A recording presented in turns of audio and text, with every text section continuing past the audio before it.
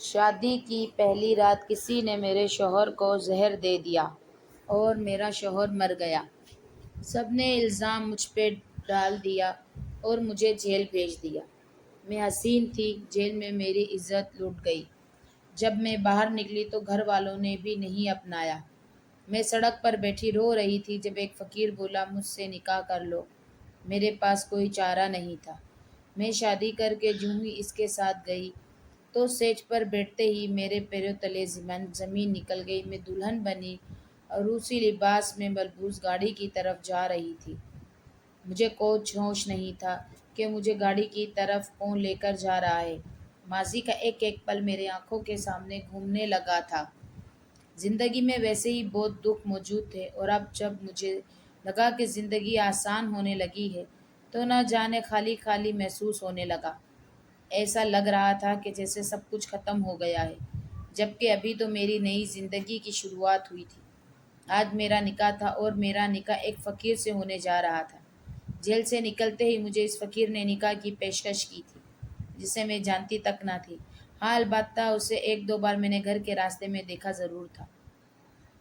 Jail سے نکلتے وقت میرا دماغ سن ہو رہا تھا اور سر چکرانے لگا تھا۔ ایسے میں جب اس نے مجھے شادی کی پیشکش کی تو میں نے کچھ بھی سوچے سمجھے بغیر ہاں کر دی، اور اب میرا دل سوکھے پتے کی مانند لرزنے لگا۔ اگر میرا یہ فیصلہ غلط ثابت ہو گیا تو میں کیا کروں گی؟ گھر والوں نے تو ویسے ہی مجھے قبول کرنے سے انکار کر دیا تھا۔ ان کے نزدیک میں ایک قاتلہ تھی اور اپنی مدت پوری کرنے کے بعد قاتل ثابت نہ ہونے کی وجہ سے جیل سے باہر تو آ گئی تھی، لیکن اس کے بعد بھی میری زندگی جیسے کانٹوں پر چل رہی تھی۔ میں سوچ بھی نہیں سکتی تھی کہ میری ہنستی کھیلتی زندگی میں یہ دن بھی آئے گا کہ جب میں اپنا سب کچھ چھوڑ چھاڑ کر اندھیری جیل میں بند ہو جاؤں گی اور اس سے نکلنے کا کوئی راستہ نہ ہوگا۔ وہاں اللہ سے گڑ گڑاتے ہوئے دعائیں مانگ مانگ کر بالآخر مجھے آزادی تو مل گئی تھی، لیکن لوگوں نے ابھی تک مجھے قید کیا ہوا تھا۔ میں زندگی سے تھک چکی تھی اور چاہتی تھی کہ مجھے موت آ جائے، لیکن موت بھی مجھے آ کے نہیں دے رہی تھی۔ ایسے میں جب اس فقیر نے مجھے راستے میں اکثر ملا کرتا شادی کی پیشکش کی تو میں رہ نہ پائی اور میں نے فوراً اسے ہاں کر دی، اور آج میرا اس سے نکاح ہو چکا تھا، لیکن دل کافی حد تک ڈرا سہما تھا۔ مجھے گاڑی میں بٹھا کر لے جایا جانے لگا تو میں حیران رہ گئی، بھلا فقیر کے پاس گاڑی کیسے آ سکتی ہے؟ اس کے پاس تو گاڑی نہیں ہونی چاہیے، اور جس علاقے میں گاڑی جا رہی تھی وہ علاقہ میرا جانا پہچانا تھا۔ ذہن پر بہت زیادہ زور دینے کے باوجود بھی مجھے کچھ سمجھ نہیں آ رہا تھا۔ شاید میری یادداشت بھی جیل میں رہ رہ کر کمزور ہو چکی تھی۔ میں نے ہر فکر سے خود کو آزاد کرنے کی کوشش کی اور سر جھٹک کر گاڑی کی سیٹ سے اپنا سر ٹکا دیا۔ اور کچھ بھی فائدہ نہیں ہے، جو ہوگا دیکھا جائے گا۔ اگر میرے حق میں فقیر بہتر ہوا تو ٹھیک، ورنہ جس طرح زندگی کے دوسرے دکھ میں نے سہ لیے ہیں وہ دکھ بھی سہ لوں گی۔ گاڑی انجان راستوں پر چلتی رہی، یہاں تک کہ ایک جھٹکے سے ایک بڑے گھر کے سامنے رکی تو میں حیران رہ گئی۔ میں نے فوراً سے گاڑی سے اترنا مناسب سمجھا۔ میرے شوہر میرے ساتھ موجود نہیں تھے۔ انہوں نے مجھے کہا تھا کہ میں تمہیں گھر پر ملوں گا، تم بس دلہن کا لباس پہن کر مولوی صاحب کو اپنے ایجاب و قول ریکارڈ کروا کر بھیجی گئی گاڑی میں بیٹھ کر آ جانا۔ اور میں نے اس وقت ان سے کوئی سوال نہیں کیا تھا۔ جیسے ہی میں نے گھر کے اندر قدم رکھا تو میری آنکھیں حیرت سے پھیلتی چلی گئیں۔ میں ٹکر ٹکر وہاں موجود تمام چیزوں کو دیکھنے لگی جو اپنی مہنگی ہونے کا چیخ چیخ کر اعلان کر رہی تھی۔ ہر چیز اپنی جگہ انتہائی اہمیت کی حامل تھی اور کافی حد تک شاہانہ طرز زندگی کی طرف اشارہ کر رہی تھی۔ میرا دل بیٹھتا چلا گیا، یعنی کہیں اس فقیر نے مجھے کسی امیر زادے کو بیچ تو نہیں دیا؟ میں اتنی بیوقوف کیسے ہو سکتی ہوں؟ میرا دل چاہا کہ میں الٹے قدموں واپس لوٹ جاؤں اور پھر کبھی دوبارہ یہاں نہ آؤں۔ میں ویسے ہی دھوکہ کھا چکی تھی، اپنوں نے مجھے چھوڑ دیا تھا، پر اب میرے پاس اور کوئی چارہ نہ تھا۔ میں ہمت کر کے قدم آگے بڑھاتی رہی، یہاں تک کہ مجھے ایک ملازمہ نے آ کر ہاتھ پکڑ کر میرے کمرے تک پہنچا دیا۔ یہ گھر مجھے جانا پہچانا لگ رہا تھا، ایسا لگ رہا تھا جیسے میں یہاں پہلے بھی آ چکی ہوں، یا شاید یہ میرا وہم تھا۔ مجھے کچھ سمجھ نہیں آ رہا تھا۔ میں وہاں بیٹھی کمرے میں اپنے شوہر کا انتظار کرنے لگی۔ تقریباً 2 گھنٹے ایسے ہی گزر گئے تھے۔ اب میرا دل بیٹھتا چلا گیا۔ اس سے پہلے کہ میں اٹھ کر باہر نکلتی، کسی کھٹکے کی آواز ہوئی۔ میں سمجھ گئی کہ میرا شوہر اندر داخل ہو رہا ہے۔ لوگ گھمانے کی آواز دروازہ کھلا اور پھر بند ہوا۔ میں نے نگاہیں اٹھا کر دیکھا تو اپنی جگہ پتھر کی ہو گئی۔ میرے سامنے جو شخصیت موجود تھی وہ فقیر تو ہرگز نہیں تھا، تو پھر میرا نکاح کس سے ہوا ہے؟ میں نے اپنے ذہن پر زور دے کر اپنے شوہر کا نام یاد کرنے کی کوشش کی۔ میں زندگی سے اس وقت بیزار ہو گئی تھی کہ نکاح کے وقت میں نے اپنے شوہر کے نام پر توجہ ہی نہیں دی تھی۔ میں تو اس سہارے کی تلاش میں تھی اور بس مجھے سہارا چاہیے۔ جھوپڑی میں رکھے یا محل میں، مجھے اس سے کیا فرق پڑتا ہے؟ پر اب میری برداشت کی حد ختم ہو گئی تھی۔ میں ایک دم سے اپنی جگہ کھڑی ہو کر سامنے موجود شخصیت کا چہرہ دیکھنے لگی۔ تم یہاں کیا کر رہے ہو؟ میرے شوہر کہاں ہیں؟ انہیں بلاؤ، میں تمہاری شکل تک نہیں دیکھنا چاہتی، میں نے چلا کر کہا۔ تو پہلے تو میرے شوہر کی آنکھوں میں حیرت ابھری اور پھر اس کے بعد اس نے زور زور سے ہنستے ہوئے میری طرف دیکھا۔ کیا ہو گیا ہے تمہیں؟ میں ہی تو تمہارا شوہر ہوں، کیا تم مجھے بھول گئی ہو یا میں اس دن پہچان میں نہیں آ رہا تھا؟ اپنے شوہر کا سوال سن کر مجھے ایسا لگا کہ ساتوں آسمان اپنی قوت کے ساتھ میرے اوپر آ گرے ہوں اور میں کس قابل نہیں رہی ہوں۔ میں نے روتے ہوئی نگاہیں اٹھا کر اپنے شوہر کی طرف دیکھا۔ خدا کا واسطہ ہے مجھے آزاد کر دو، میں تمہارے ساتھ نہیں رہ سکتی، تم میری خوشیوں کے قاتل ہو، تم ہی وہی شخص ہو جس نے مجھے ایک ایسی زندگی گزارنے پر مجبور کر دیا جو میں بالکل بھی ڈیزرو نہیں کرتی تھی۔ تمہاری وجہ سے میرا سب کچھ چھین گیا، اب میں تمہیں اپنی زندگی میں کیسے شامل کر سکتی ہوں؟ میں وہیں زمین پر بیٹھی چلی گئی، میرے پیروں تلے سے زمین نکل گئی تھی اور میرے لیے کھڑا ہونا دو بھر ہو رہا تھا۔ میرا سر زور زور سے چکرانے لگا، ایک دم سے دل کی دھڑکن گم ہوتی گئی۔ میں نے بے اختیار سینے پر ہاتھ رکھا۔ دھندلاتی ہوئی نگاہوں سے جو آخری منظر میں نے دیکھا تھا وہ میرے شوہر کا میری طرف بڑھنا تھا، جسے میں اپنے شوہر ماننے کے لیے تیار نہ تھی۔ اس کے بعد میرا ذہن اندھیرے میں ڈوب چکا تھا اور مجھے کچھ یاد نہیں رہا تھا۔ میرا نام بنش ہے اور یہ میری زندگی کی انتہائی تلخ حقیقت ہے جسے میں آج تک نظریں چراتی چلی آئی ہوں۔ لیکن اب میں تھک چکی ہوں اور چاہتی ہوں کہ سب کچھ ٹھیک ہو جائے، پر مجھے کوئی امید نظر نہیں آتی کہ میری زندگی میں اب سب کچھ پہلے جیسا ہو سکتا ہے۔ میں اپنے والدین کی سب سے چھوٹی بیٹی تھی۔ والدین نے انتہائی لاڈ و پیار سے پالا تھا۔ گھر میں دولت کی ریل پیل تھی۔ مجھے پڑھنے لکھنے کا بہت شوق تھا، اس لیے میں نے کالج میں داخلہ لے لیا تھا۔ اس سے پہلے میری دونوں بہنوں کی میٹرک کے بعد ہی شادی ہو گئی تھی۔ میرا ایک ہی بھائی تھا جو امی ابو کا لاڈلا تھا، اور پھر اس کے بعد میں پیدا ہوئی، اس وجہ سے مجھے بھی اس کے برابر پیار ملا تھا۔ زندگی حسین تھی، بالکل شہزادیوں والی۔ ابو کی میں لاڈلی تھی، اس لیے میری ہر خواہش پوری ہوتی تھی، پر نہیں جانتی تھی کہ شادی کے بعد میری زندگی ایک ایسا موڑ لے گی جس کے بعد میں کبھی خود کو محفوظ تصور نہیں کر سکوں گی اور زندگی ہمیشہ ہمیشہ کے لیے بدل جائے گی۔ کالج میں نے قدم رکھا تھا کہ میرا رشتے آنا شروع ہو چکے تھے۔ امی ابو کو ویسے بھی میری شادی کی فکر لگی ہوئی تھی، کیونکہ انہوں نے میری بہنوں کی جلدی شادی کر دی تھی اور اس وجہ سے انہیں لگتا تھا کہ میری شادی بھی جلدی ہو جانی چاہیے۔ پر میں پڑھ لکھ کر اپنے خوابوں کو پورا کرنا چاہتی تھی۔ میرا مقصد تھا کہ میں ٹیچر بنوں اور بچوں کو انتہائی پیار محبت سے پڑھا سکوں۔ میرے نزدیک جو کمائی اسکول لائف میں میرے اندر رہ گئی تھی، جو کمیاں اسکول لائف میں میرے اندر رہ گئی تھی، وہ ٹیچر کی عدم توجہ کی بدولت تھی۔ اس لیے میں چاہتی تھی کہ میں ایک ایسی ٹیچر بنوں جو بچوں کو انتہائی پیار محبت سے ان کی نفسیات کے مطابق پڑھائے، تاکہ وہ پڑھائی میں بہتر طریقے سے دلچسپی لے سکے۔ میں نے اپنے اس خواب کا ذکر اپنے والد صاحب سے بھی کیا تھا اور وہ میرے ساتھ دینے کے لیے تیار تھے، پر ہر ماں کی طرح میری ماں کو بھی میری فکر لگی رہتی تھی۔ انہوں نے میرے لیے رشتہ دیکھنا شروع کر دیے تھے۔ یہاں یہ بات بتاتی چلوں کہ ابو کے دو بڑے بھائی تھے جنہیں میں تایا جان اور چاچا جان کہا کرتی تھی۔ سب سے بڑے بھائی کو میں تایا جان اور ان سے چھوٹے کو میں چاچا جان کہا کرتی تھی۔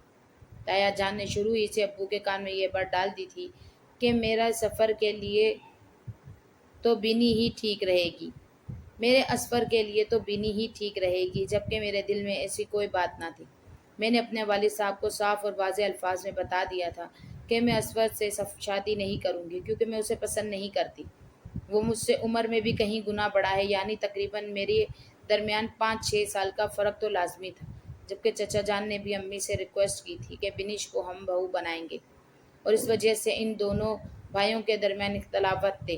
میں نے امی ابو کو صاف اور واضح طور پہ بتا دیا تھا کہ وہ رشتہ داروں میں سے کسی کی شادی نہیں کروں گی۔ اگر آپ کسی اور کو بھی ہاں کہیں گے تو دوسرے کا دل ٹوٹ جائے گا، اور میں اس طرح کے فسادات والی شادی ہرگز نہیں کر سکتی تھی۔ ابو میری سوچ کے قائل ہو گئے تھے، لیکن امی کے چونکہ چچی جان سے کافی حد تک دوستی تھی، اس لیے انہوں نے مجھے بالآخر میرے کزن رمیز کے لیے منا لیا تھا۔ میری منگنی کی خبر عام ہو چکی تھی، جبکہ ابھی میں نے خود فیصلہ نہیں لیا تھا۔ میں نے صرف امی کو ٹالنے کے لیے رمیز کا کہا تھا، اور امی اور ابو نے میری اس ٹالنے کو ہی میری ہاں سمجھ کر میں تمام خاندان میں یہ بات پھیلا دی تھی کہ بنش نے رمیز کے لیے ہاں کر دی ہے اور اصفر کے لیے منع کر دیا ہے۔ تایا جان کو اس بات کے لیے بہت برا محسوس ہوا تھا، اور انہوں نے کچھ کہنے کی بجائے چپ اوڑھ لی تھی، اور ابو کو بھی افسوس ہوا تھا۔ انہیں امی کی جلد بازی پر غصہ آیا تھا۔ اس بات کا انہوں نے صدمہ لے لیا تھا کہ ان کا بڑا بھائی اس سے ناراض ہے۔ وہ امی سے کہا کرتے کہ بیٹی کو ایسی جگہ نہیں جھونکنا چاہیے جہاں پہلے ہی باتوں پر مزید اختلافات بڑھ جائیں، پر امی کو داماد کے روپ میں رمیز کے علاوہ کوئی بھاتا ہی نہیں تھا۔ رمیز اپنے گھر کا سب سے بڑا بیٹا تھا اور اکلوتا تھا جو اچھی خاصی جاب کرتا تھا۔ مہینے کے تقریباً 60,000 تو آرام سے کما لیتا تھا۔ اس پر گھر کے کوئی زیادہ اخراجات بھی نہیں تھے۔ میری زندگی عیش و آرام میں گزرنے والی تھی۔ اختلافات بڑھنے لگے تو میں نے امی سے کہا کہ جلد میری شادی کا اعلان کر دیں تاکہ تمام لوگوں کے منہ بند ہو جائیں۔ امی نے منگنی کا تو باقاعدہ طور پر اعلان کر دیا تھا، اس لیے اب دوبارہ توڑنا میرے بس کی بات نہیں تھی۔ اپنی ذات کو یوں موضوع بنتے دیکھنا میرے لیے بہت تکلیف دہ تھا، اس لیے میں نے امی سے کہہ دیا تھا کہ آپ رمیز اور میری شادی کی تاریخ طے کر دیں۔ میں نے خود اپنے منہ سے یہ بات کہی تھی۔ میں بہت تکلیف میں تھی کیونکہ ہر زبان زد میں یہ بات عام تھی کہ رمیز اور بنش کا کوئی نہ کوئی چکر تو ضرور تھا، اور اس نے اصفر کو ٹھکرا دیا، جبکہ سچی بات تو یہ تھی کہ نہ میں رمیز سے شادی کرنا چاہتی تھی اور نہ ہی میں اصفر کے لیے ہاں کر رہی تھی، پر امی کی ضد نے مجھے یہ دن دکھایا تھا۔ میں بالکل خاموش ہو کر رہ گئی۔ ابو نے چہچہاتے ہوئے بلبل کی خاموشی کو اچھی طرح محسوس کر لیا تھا۔ یہاں یہ بات بتاتی چلوں کہ مجھ سے پہلے میرے بھائی کی شادی ہو چکی تھی، اور بھائی کی بیوی اصفر کی چھوٹی بہن تھی۔ اس وجہ سے بھی ہمارے گھر میں اختلافات بڑھ گئے تھے، پر بھابھی نے کھلے دل سے قبول کر لیا تھا کہ جو اس کی مرضی ہوگی وہی میری مرضی ہوگی۔ بنش پر کسی طور کا زبردستی نہیں کر سکتے، جبکہ بنش کے فرشتوں کو بھی علم نہیں تھا کہ اس کے والدہ رمیز سے اس کا رشتہ طے کر کے آئی ہیں۔ اب میرے پاس شادی کے علاوہ اور کوئی چارہ نہ تھا، اس لیے میں نے فسادات سے بچنے کے لیے امی کو واضح طور پر پیغام دے دیا تھا کہ آپ میری جلد از جلد شادی کر دیں۔ امی نے ایسا ہی کیا، اور پورے خاندان میں یہ بات مشہور ہو گئی کہ جلد بنش اور رمیز کی شادی ہونے والی ہے۔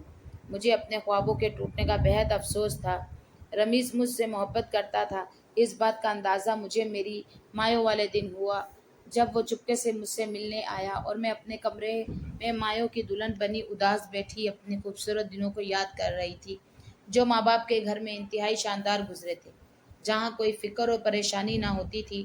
اور اب میری زندگی بدلنے والی تھی۔ کسی اور کو اپنے زندگی کے ہر قسم کے حقوق کا مالک بنا دینا اتنا آسان نہ تھا جتنا کہنا آسان تھا۔ میں رو پڑی تھی اور اپنے کمرے میں بیٹھی اس بات کا انتظار کر رہی تھی کہ کب میرے دل کو خوشی محسوس ہوگی۔ اسی دن کمرے کا دروازہ کھلا تھا، اور رمیز کو اپنے سامنے کھڑا دیکھ کر میں حیران رہ گئی تھی۔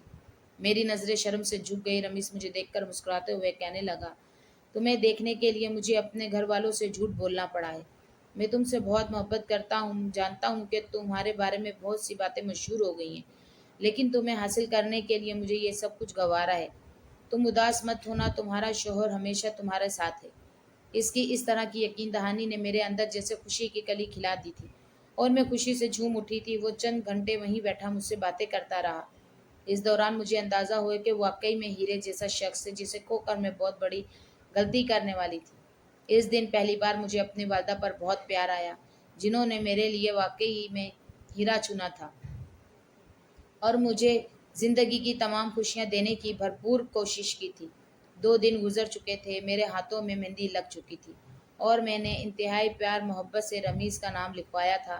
ابو نے مجھے پہلی بار مسکراتے دیکھا تو ان کے دل میں بھی جیسے ٹھنڈک پڑ گئی، اور انہوں نے مجھے اپنے پاس بلا کر کہا کہ بیٹا، کبھی بھی یہ مت سوچنا کہ تم اکیلی ہو، ہم ہمیشہ تمہارے ساتھ ہیں۔ اگر کبھی شادی کے بعد کوئی مسئلہ ہو تو ہم سے کبھی نہ چھپانا، بلکہ ہم اسی وقت پہ بتا دینا، ہم تمہارا مسئلہ حل کرنے کے لیے ہمیشہ پیش رہیں گے۔ ویسے تو میری دعا ہے ایسا کوئی مسئلہ پیش نہ آئے۔ اور تم اپنی زندگی میں خوش رہو۔ ابو نے مجھے دعا بھی دی تھی اور نصیحت بھی کی تھی۔ بالآخر وہ دن آ پہنچا جب میں دلہن بن کر رمیز کے گھر ہمیشہ ہمیشہ کے لیے تشریف لے جانے والی تھی۔ میں دلہن کے لباس میں موجود برائڈل روم میں بیٹھی اپنی بارات آنے کا انتظار کرنے لگی۔ وہاں بیٹھ بیٹھ کر میری کمر درد ہو چکی تھی، لیکن خوشی اس قدر زیادہ تھی کہ درد کا احساس جاتا رہا تھا۔ اسی دوران بچوں کی چیخنے چلانے کی آواز آئی اور پھر پٹاخوں کی آواز آئی۔ تب میں سمجھ گئی کہ بارات آ چکی ہے۔ ڈھول کی تھاپ میں بارات کا استقبال کیا جانے لگا۔ برائڈل روم میں موجود کھڑکی سے مجھے باہر کا تمام منظر دکھائی دے رہا تھا۔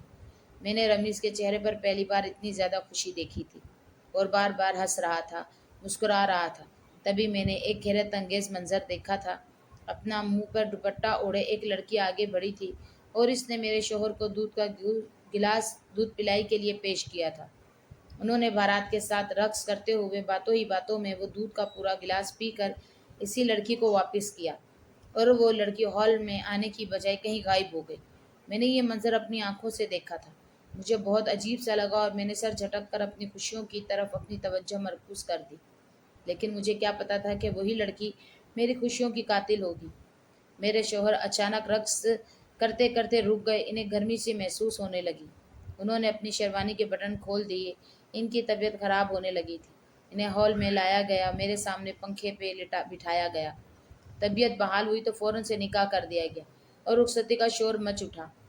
تبھی امی دودھ لے آئیں تو وہ حیران ہوا، آنٹی یہ دودھ تو مجھے پہلے بھی کسی نے دیا تھا، کیا آپ نے نہیں بھجوایا تھا؟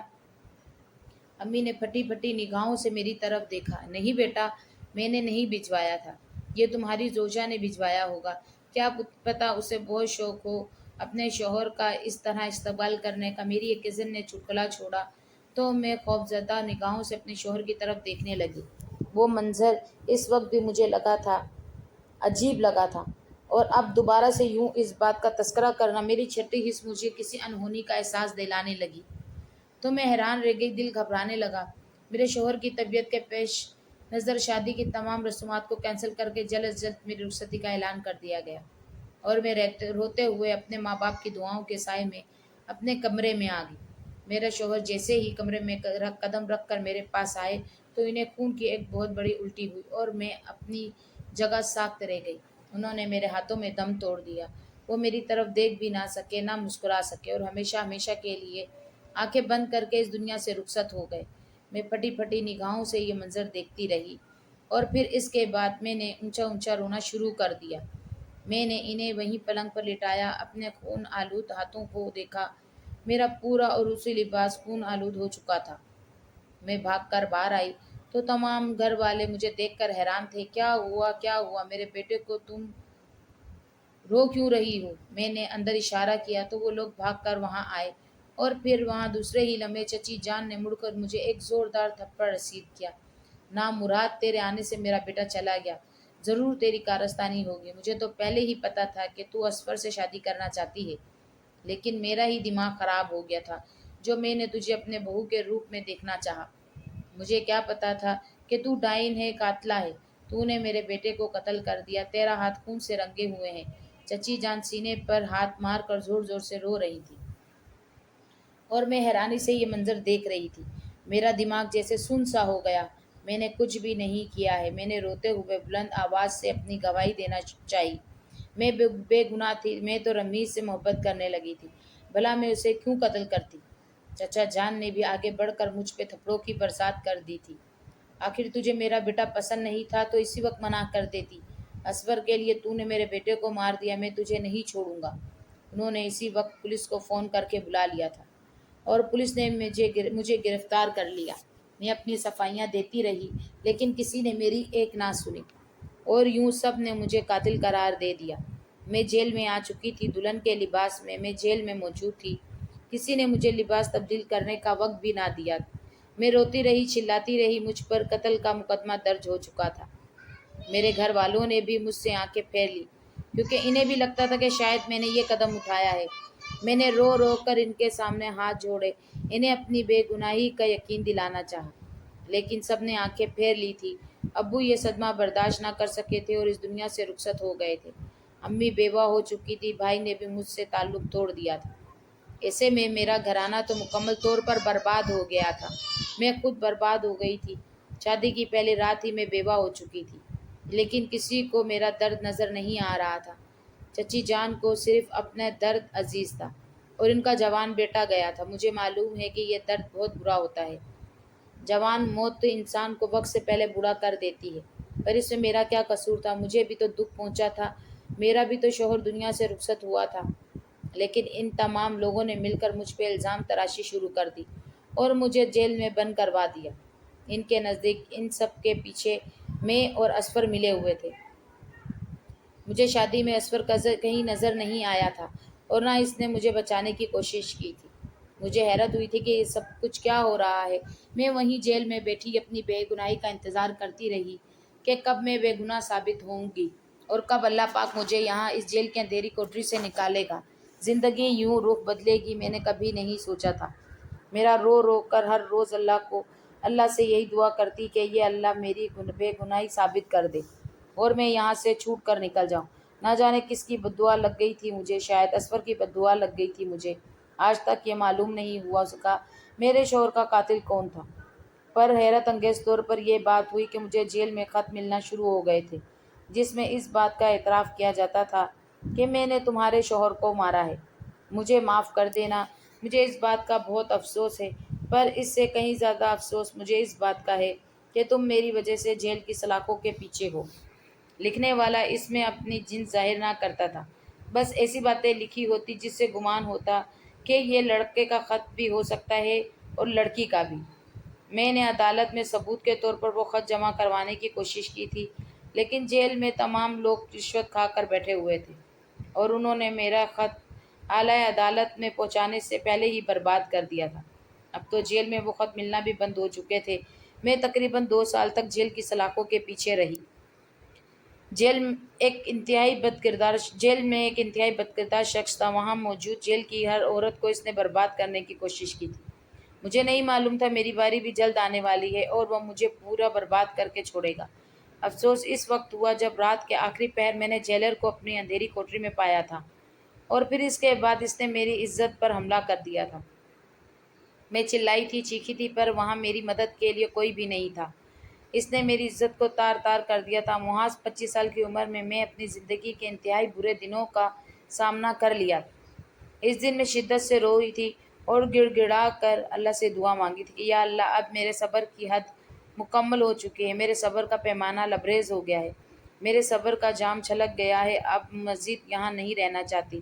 یا اللہ تو کوئی راستہ نکال، میں یہاں سے جانا چاہتی ہوں، مجھے یہاں سے باعزت بری کر دے۔ صبح ہوتے ہی میں نے زور زور سے رونا شروع کیا تو جس جیلر کی ڈیوٹی ختم ہوئی تھی اس نے مجھے ڈرانے دھمکانے کی کوشش کی اور اب میرے پاس کھونے کے لیے کچھ بھی نہ بچا تھا۔ واحد عزت تھی جو میں کھو چکی تھی، اس لیے میں نے اس کی کسی بات کو خاطر میں لائے بغیر زور زور سے وہاں موجود تمام لوگوں کو یہ کہنا شروع کر دیا کہ اس شخص نے میری عزت پر حملہ کیا ہے اور مجھے لوٹ لیا ہے، میں اس پر مقدمہ درج کرنا چاہتی ہوں۔ خوش قسمتی یہ تھی کہ وہاں موجود کانسٹیبل رحم دل تھا۔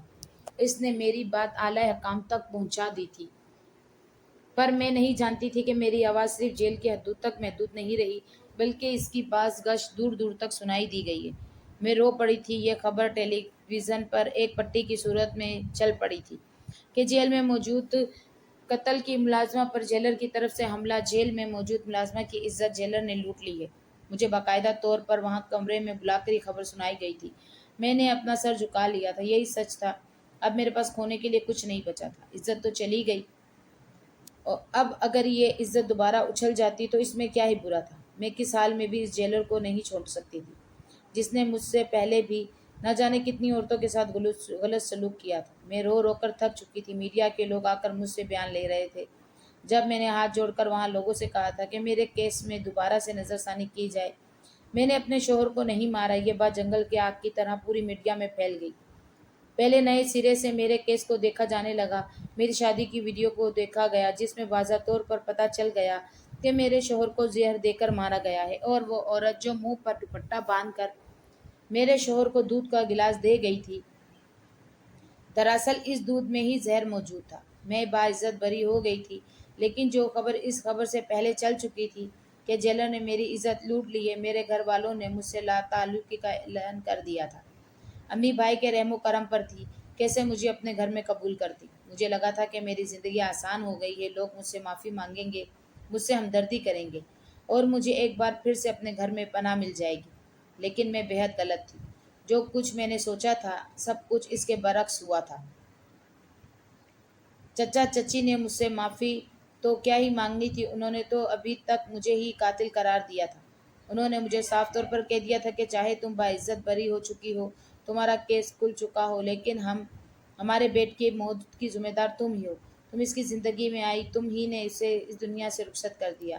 ہم تمہیں قیامت تک معاف نہیں کریں گے۔ میں رو پڑی تھی۔ اب میں ان کے سامنے کوئی وضاحت نہیں دینا چاہتی تھی کہ ہر وضاحت بیکار ہو چکی تھی۔ جسے نہ سمجھنا تھا وہ سمجھ کر بھی نہ سمجھ رہے تھے، اس میں بھلا کیا کر سکتی تھی۔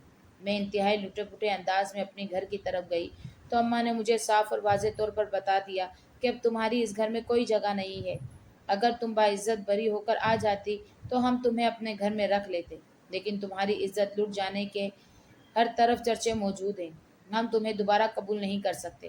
ہم ایسی لڑکی کو کیسے دوبارہ اپنی زندگی میں شامل کر لیں جس کی عزت کے لٹ جانے کی خبر چاروں طرف پھیل چکی ہے۔ ایسے میں تم خود ہی بتاؤ ہم کیسے تمہیں اپنے گھر میں رکھیں۔ ہر کوئی ہمیں یہی باتیں سنائے گا کہ تمہاری بیٹی تو وہی ہے نا جس کی عزت جیلر نے لوٹی تھی۔ یہ کہہ کر امی رو پڑی تھی اور میں سمجھ گئی تھی کہ امی کے الفاظ نہیں بلکہ بھائی کے الفاظ ہیں جو امی نے ازبر کیے ہوئے ہیں، ورنہ میں اچھی طرح جانتی تھی کہ وہ مجھ سے بہت محبت کرتی ہیں اور مجھے یوں نہیں چھوڑ سکتی۔ لیکن امی کو بھی اپنے دو وقت کی روٹی کے لالے پڑ چکے تھے اور میں نے انہیں اس بات کے لیے معاف کر دیا تھا۔ میں نے سوچ لیا تھا کہ میں اپنی زندگی میں خود آگے بڑھوں گی اور یہ فیصلہ کر لوں گی مجھے اب ان تمام لوگوں کو بلا کر اپنی زندگی نئے سرے سے چلانی پڑے گی۔ پر اس وقت میرے پاس ایک ٹوٹی کوڑی بھی موجود نہیں تھی۔ تعلیم بھی میں نے کچھ خاص حاصل نہیں کی تھی کیونکہ شادی کا شور مچ اٹھا تھا۔ پر اب میں کیا کرتی، اسی کشمکش میں وہاں سڑک پر بیٹھی اپنی قسمت پر رو رہی تھی کہ میرے برابر میں ایک فقیر آ کے بیٹھ گیا اور مجھے دیکھ کر مسکرانے لگا۔ اس کی مسکراہٹ دیکھ کر مجھے ایسا محسوس ہوا ایک بار پھر سے میں اپنی عزت کھونے والی ہوں۔ میں نے فقیر سے دور جانا مناسب سمجھا تو وہ میرے پیچھے پیچھے آ گیا اور مجھے کہا، بنش، میں اچھی طرح جانتا ہوں کہ تم کس کرب سے گزر رہی ہو۔ جس کرب سے تم گزر رہی ہو میں تمہیں اس درد کو ختم کرنا چاہتا ہوں کہ سب کچھ ٹھیک ہو جائے، پہلے کی طرح ہو جائے۔ کیا تم مجھ سے شادی کرنا چاہتی ہو؟ فقیر کی زبانی یہ الفاظ سن کر میں پتھر کی ہو گئی۔ اس وقت مجھے کچھ سمجھ نہیں آیا۔ میں کس سہارے کی تلاش میں تھی۔ مجھے چھت کی ضرورت تھی، دو وقت کی روٹی کے لیے میں ترس رہی تھی۔ جیل سے چھوٹے 2 دن ہو چکے تھے اور میں نے ڈھنگ کا کھانا بھی نہ کھایا تھا۔ فقیر نے مجھے کچھ کھانا دیا تھا، میں نے وہ کھانا حلق میں آنسوؤں کے گولے کے درمیان اتارا تھا اور تب میں نے اس فقیر کو دیکھ کر فوراً سے ہاں کر دی تھی۔ میں تم سے شادی کے لیے تیار ہوں۔ میری یہ بات سن کر اس فقیر نے محبت سے میری طرف دیکھا تھا۔ ٹھیک ہے، پھر کل میں تمہیں اپنے ساتھ بیاہ کر اپنے گھر لے جاؤں گا۔ فی الحال تم اس جھوپڑی میں گزارا کرو۔ وہ مجھے اس جھوپڑی میں لے آیا تھا۔ کل تمہیں شادی کا جوڑا بھی دے دیا جائے گا اور پھر میں تمہیں اپنے گھر لے جاؤں گا۔ تمہیں کوئی اعتراض تو نہیں ہے نا؟ تم ایک بار پھر سے سوچ لو۔ فقیر کی میلی کچیلی داڑھی اور اس کا میلا بدن دیکھ کر مجھے لگا تھا کہ میں نے غلط فیصلہ کیا ہے، پر پھر اپنے سر پر کھلے آسمان کو کب تک موجود رہنے دیتی؟ اس لیے میں نے فیصلہ کر لیا کہ میں اس فقیر سے شادی کر کے رہوں گی، چاہے کچھ بھی ہو جائے۔ مجھے کسی سیڑھی کی تلاش تھی، اگر وہ غریب تھا تو غریب ہی صبح میں اس کے ساتھ بھیک مانگ کر گزارا کر لوں گی۔ زندگی میں کبھی نہیں سوچا تھا کہ شہزادیوں کی طرح زندگی گزارنے کے بعد اپنی زندگی میں مجھے بھیک بھی مانگنی پڑے گی اور زندگی اس قدر بدترین ہو جائے گی۔ جیل سے جان چھوٹی تھی، اس بات کے لیے ہی میں نے اللہ پاک کا شکر ادا کیا تھا۔ اب آگے کی زندگی بھی آسان ہو جائے گی، میں نے خود ہی تسلی دی تھی۔ مجھے صبح ایک عورت کے ہاتھوں شادی کا جوڑا بھجوا دیا گیا تھا۔ شادی کا جوڑا دیکھ کر میری آنکھیں حیرت سے پھیل گئی تھی۔ ایسا خوبصورت جوڑا آج سے پہلے میں نے کبھی نہیں دیکھا تھا۔ اتنا پیارا جوڑا میں پہنوں گی، ایسا جوڑا تو میں نے رامیز اور اپنی شادی کے موقع پر بھی نہیں پہنا تھا۔ میں نے لباس زیب تن کیا تو ایک گاڑی مجھے لینے کے لیے آ گئی۔ میں حیران تھی کہ فقیر ہے وہ اور اس کے پاس گاڑی کہاں سے آئی، پر اپنے ذہن کو تمام سوچوں سے آزاد کر کے میں نے سب سے پہلے اس گاڑی میں پارلر تیار ہونے کے لیے چلی گئی تھی۔ وہاں مجھے خوبصورتی سے تیار کیا گیا اور پھر گاڑی ایک اجنبی جگہ لے جائی گئی جہاں مجھ سے ایجاب و قبول کے لیے اجازت طلب کی گئی۔ میں نے اپنے شوہر کو نکاح میں قبول کر لیا، اپنی زندگی اس کے نام کر دی، یہ جانے بغیر کہ وہ کون ہے، کیسا ہے۔ زندگی اتنی تلخ ہو چکی تھی کہ میں نے اس کی بات کی ضرورت ہی محسوس نہ کی۔ مجھے بس ایک سہارے کی ضرورت تھی، اس کے لیے میں نے اس فقیر کی پیشکش قبول کر لی تھی، لیکن یہ دیکھ کر حیران رہ گئی تھی کہ گاڑی ایک بنگلے کے پاس آ کر رک گئی تھی۔ میرے شوہر نے مجھے یہی کہا تھا کہ تم یہ گھر آ جانا، میں تمہارے سامنے تمہیں قبول کر چکا ہوں، اور ایسے ہی ہوا تھا۔ انہوں نے مجھے ریکارڈنگ بھیجی تھی۔ حیرت انگیز طور پر میں نے انہیں دولہا بنے ہوئے نہیں دیکھا تھا۔ اگر دیکھ لیتی تو شاید میں انہیں کبھی اپنے شوہر کے روپ میں قبول نہ کرتی۔ میں جیسے ہی کمرے میں پہنچ گئی تو تھوڑی دیر بعد کمرے کا دروازہ کھلا تھا اور میرے سامنے میرے شوہر کی حیثیت سے اسفر کھڑا تھا۔ میرا ہاتھ پیر کانپنے لگے۔ تم یہاں کیا کر رہے ہو؟ میں نے اسفر سے پوچھا۔ اسفر نے ہنستے ہوئے میری طرف دیکھا۔ تمہارا شوہر ہوں تو میں ہی تمہارے کمرے میں آؤں گا نا؟ یہ سن کر میرے پیروں تلے سے زمین کھسک گئی تھی۔ میں تمہیں اپنے شوہر نہیں مانتی، چلے جاؤ یہاں سے، تمہارے وجہ سے مجھ پر اتنا بڑا الزام لگا، میں تمہیں کبھی معاف نہیں کروں گی۔ اسفر نے آگے بڑھ کر مجھے اپنے گلے سے لگا لیا تھا۔ میں اس کی بانہوں میں مچلنے لگی۔ مجھے تمہارے ساتھ نہیں رہنا، مجھے آزاد کر دو، میں تمہارے ساتھ کیسے رہ سکتی ہوں؟ میری جان حلق کو آ گئی تھی، میں بے ہوش ہو چکی تھی۔ اگلے دن جب ہوش آیا تو اسفر میرے سامنے کھڑا شرمندہ تھا۔ میں مانتا ہوں کہ میں قصوروار ہوں، میں نے ہی رمیز کو زہر دینے کی کوشش کی تھی، لیکن خدا کا کرنا یہ ہوا کہ میں نے جس کرائے کے قاتل کو خریدا تھا میں نے اسے فون کر کے منع کر دیا تھا۔ اس نے میری بات مان لی تھی۔ میرے اوپر سے ضمیر کا ایک بوجھ ہٹ چکا تھا۔ میرا ضمیر مجھے بار بار ملامت کر رہا تھا اور روتے ہوئے مجھے اپنی کہانی سنانے لگا، لیکن پھر وہ ہوا جس کا میں نے تصور بھی نہیں کیا تھا۔ جس کرائے کے قاتل کو میں نے رمیز کو مارنے کے لیے خریدا تھا وہ کوئی اور نہیں بلکہ رمیز کی وہ گرل فرینڈ تھی جسے رمیز چھوڑ چکا تھا۔ وہ یہ بات برداشت نہ کر سکی اور اس نے رمیز کو میرے لاکھ منع کرنے کے باوجود بھی زہر دے دیا تھا۔ کہیں نہ کہیں میں ہی قصوروار تھا۔ میں اس حقیقت کو قبول کر چکا تھا کہ تم اب رمیز کی ہو چکی ہو، لیکن شاید اس نے اس حقیقت کو قبول نہ کیا۔ وہ میری پرانی دوست رہ چکی تھی اور میں نے اس کا انتخاب بھی اس لیے کیا تھا، پر مجھے کیا پتا تھا کہ وہ رمیز کی نفرت میں اس حد تک آگے بڑھ جائے گی کہ اسے موت کے گھاٹ اتار دے گی۔ فقیر بن کر تمہاری شادی کی پیشکش کرنے کی میری یہی وجہ تھی۔ مجھے لگتا تھا کہ میری وجہ سے تمہاری زندگی برباد ہو گئی۔ تمہاری زندگی میں جتنی مشکلات آئی میری وجہ سے آئی۔ میں اپنا گھر بار سب کچھ چھوڑ چکا تھا۔ میرے ذہنی توازن جیسے اپنی جگہ پر نہ رہا تھا۔ جس دن مجھے یہ پتا چلا کہ تم جیل سے رہا ہو کر واپس آ رہی ہو، تب میں نے سوچ لیا کہ میں تمہیں اسی وقت گھر پر گھیر کر شادی کی پیشکش کروں گا۔ اگر تم نے شادی کی پیشکش قبول کر لی تو میں تمہیں زندگی میں تمام خوشیاں دے دوں گا، اور اگر تم نے شادی کی پیشکش قبول نہ کی تو اس دن میری زندگی کا بھی آخری دن ہوگا۔ میں نے ہوتے دماغ کے ساتھ اسفر کی زبانی یہ کہانی سنی تھی۔ میں ہچکیوں سے رو رہی تھی۔ وہ میرے سامنے کھڑا میرے آنسو پوچھ رہا تھا۔ اگر گھر والوں کو پتہ چل جائے گا تو یہ کیا سوچیں گے؟ واقعی میں اس وقت قاتل ہوں۔ تم اگر سچ میں مجھ سے محبت کرتے ہو تو یہ مقدمہ ہمیشہ ہمیشہ کے لیے مجھ سے ختم کر دو اور رمیز کے قاتلوں کو گرفتار کرواؤ، تب میرے دل کو سکون پہنچے گا۔ اسفر نے مجھ سے وعدہ کیا تھا اور اگلے ہی دن وہ اپنی گواہی لے کر تھانے پہنچ چکا تھا۔ تھانے والوں نے اس کی گواہی پر رمیز کی گرل فرینڈ کو گرفتار کر لیا تھا، اور یوں میری زندگی کے وہ انتہائی مشکل دن جو میں نے کاٹے تھے اسفر کی صورت ختم ہو گئے تھے۔ اب میں اس کے ساتھ خوش وخرم زندگی گزار رہی ہوں۔ ماضی کو بھول کر ہم نے وہ شہر تک چھوڑ دیا جہاں ہمارے رشتہ دار رہتے تھے تاکہ ہم دونوں کی زندگی میں کچھ مشکل دوبارہ نہ آئے۔ میں ایک بیٹے کی ماں بن چکی ہوں اور میں نے سوچ لیا ہے کہ میں اس کی تربیت ایسے کروں گی کہ اسے زندگی میں دوبارہ اسفر اور رمیز کی طرح مشکل کا سامنا نہ کرنا پڑے۔ میں اسے عورت کی عزت کرنا سکھاؤں گی اور اسے یہ سکھاؤں گی کہ عورت کا ایک بار منع کرنے کا مطلب منع کرنا ہوتا ہے، اس پر وہ کسی کو قتل نہیں کر سکتا۔ اسفر بھی مجھے دیکھ دیکھ کر جیتے تھے اور میری دنیا اسفر بن چکے تھے۔ انہوں نے ہی میری زندگی میں مشکل گھڑی کی تھی، انہوں نے ہی میری زندگی میں دوبارہ آسانی پیدا کی تھی۔ اس بات کے لیے میں ان کی جتنی شکر گزار رہتی کم تھی۔ ہم دونوں نے تمام اختلافات، ماضی کی تمام تلخیوں کو بھلا کر اپنی زندگی کا آغاز کر دیا تھا، اور اب ہم 2 بچوں کے والدین بن چکے تھے۔ ہم نے اپنے بچوں کو ہر قسم کی بہترین تربیت فراہم کی تھی اور یہ ثابت کر دیا تھا کہ زندگی میں اگر مشکلات آتی ہیں تو پھر اللہ پاک آسانیاں بھی پیدا کرتا ہے، اور میری زندگی تو اس بات کی سب سے بڑی مثال تھی۔